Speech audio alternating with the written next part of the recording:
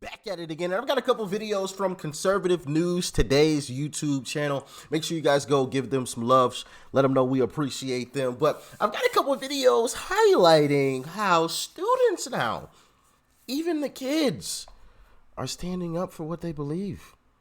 Before we hop into it, make sure you guys hit that like button, and if you are not subscribed to the channel already, hit that subscribe button down below and join the family. All right, join the family and make sure you guys are following me on social media.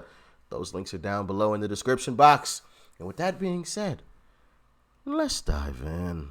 We talked to that student this morning in an interview. He told us that he was shocked by what happened in class. The teacher won't be teaching that class anymore, but he is back in it today. Fired. When we're in trouble and someone has a knife or a gun, I wouldn't call the police. Why wouldn't you call the police?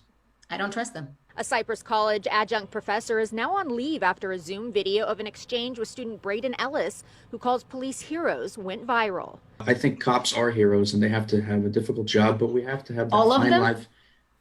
Oh, I'd say a good majority of them. Ellis gave a presentation on cancel culture and She said all of them as if all people in general are all great people. I could say, are all black people great people? No. Are all white people great people? No. Are all Asian people great people? No. All of nothing is great. Like, she said that like that's not like common knowledge. Like, it's common sense. Of course you're going to have one bad apple out of the group, but that doesn't make the whole group bad apples. Just because there's one black person that does something bad doesn't mean every black person, you know what I mean? Like that come on. Ridiculous. police in his verbal communication class. In a discussion afterward, the professor interrupted him multiple times, not agreeing with his support of law enforcement. You have bad people in every business and every part. Well, wait. Police officers have committed atrocious crimes and have gotten away with it and have never been convicted of any of it. Ellis says he felt attacked. I was shocked. I didn't really expect an answer like that. I was assuming that she would just play devil's advocate, but she put her bias in there and she gave me what she thought of the police, and it was a little bit sad, to be honest with you. And that he worries conservative students can't express themselves properly in college. I want to say to people that are listening to KTLA that, we need to have unity back in our country and learn to have civil debates again, left, right, and center. The school Yes, sir. has released a statement, part of it reading, Cypress College takes great pride in fostering a learning environment for students where ideas and opinions are exchanged. And any efforts to suppress free and respectful expression on our campus will not be tolerated. Woo! Shout out to Cypress College. Standing up to the woke BS. I love it. That's what I like to see, baby. Let's jump back in. So a college student does a presentation on cancel culture and police, and his teacher interrupts him, tells him that if she had to call the police or was injured, she wouldn't. I mean, if you're a parent out there, ask yourself, why am I sending my child to college? Do they want to be a doctor or a lawyer or something that needs a certification? Otherwise, have them go to trade school. Who wants to spend all of this money for your kids to learn nothing other than to hate you? I always say the days of passive parenting are over, and they are. We have to watch what they're watching, read what they're reading, understand what they're being taught in school every day. And now we see college is the place of indoctrination. They'll scare your kids about environmental ideology, political ideology. There are no genders, there are no races. Everyone is just a homogenous blob of liberal anxiety. Don't send your kids to college. It's a waste of money, and they'll hate you when they're done. I tell my 9-year-old every day, you don't have to go to college, because I don't know, I'd like him to like me when he was 21 and not think he has to drive a bicycle to work because the earth is going to be done in 3 years. No thanks.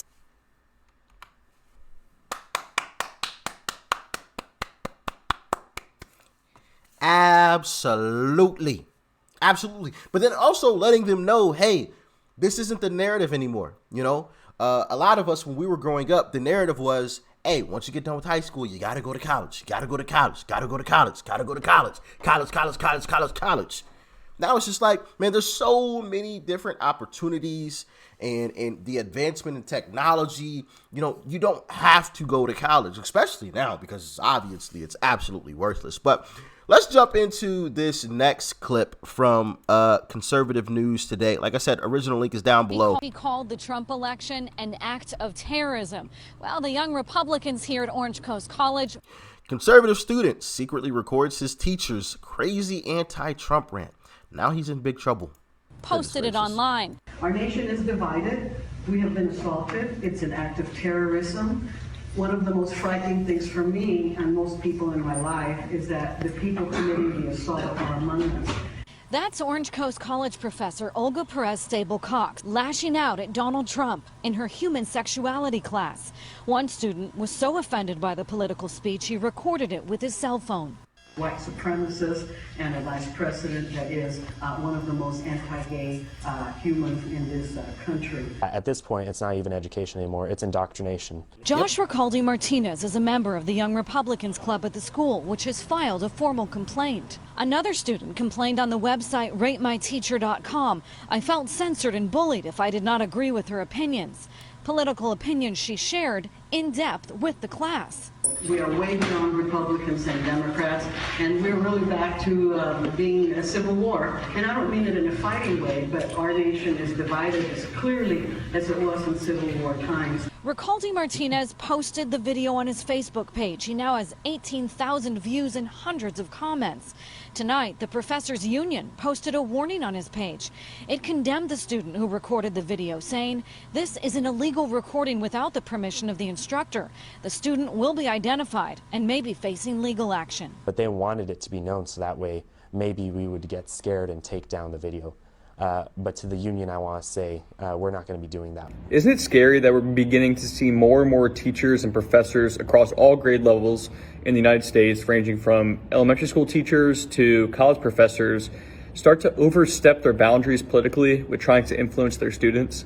Teachers are supposed to be apolitical instructors, and most of them are and do a great job educating and instructing our youth. But of course, like with every occupation, there are some wild cards. Good for this student for filming this and posting it on his Facebook to let everyone see what some teachers and professors are saying and how they are allowing their hurt feelings from some of Trump's tweets and rhetoric offend how they instruct their classes. Going to a liberal arts school myself and being a political science major, I can truly say I've experienced this before as well. No matter how good a paper is or how good a presentation is, it simply won't be graded fairly because of the conservative viewpoint it is coming from. The fact that this California teachers union threatened to sue the student for filming her without her permission was simply a fear tactic to try to get the student to delete this video. Good for him for standing tall and not backing down.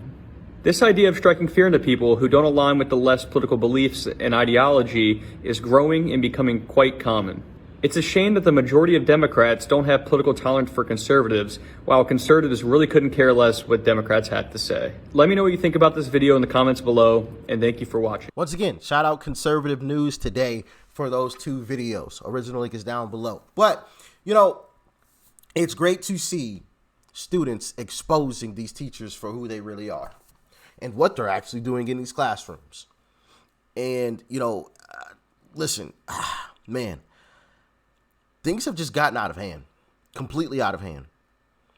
I haven't seen any numbers, but I would assume college admissions is going down. I would hope so. If anybody has these statistics on that, let me know in the comment section. If they haven't, then that's also kind of scary. Like, people are just still just shoveling their kids off. Hey, go ahead, go on out to that indoctrination camp. Go on, son. Go on, daughter. Get indoctrinated. Like, why are you talking to your students about your political views? You are there to teach them about the subject or the topic that they signed up for, not your political views. When they sign up for their class, it doesn't say teachers political views class. No. Keep it to yourself. And the fact that students are feeling like they can't even be themselves or truly answer questions in the way that they truly feel for fear of, you know, getting a bad grade is just absolutely unacceptable. Those students are paying these teachers salaries, And these teachers are grading their papers based on their political views. That is absolutely disgusting behavior. And I'm glad that first teacher was fired. And that second one should be fired as well.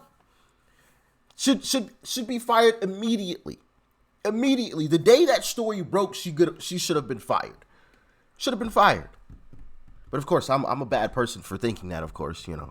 How dare me, you know, say a teacher should be fired for stating her political views to her students. How dare me. Goodness gracious.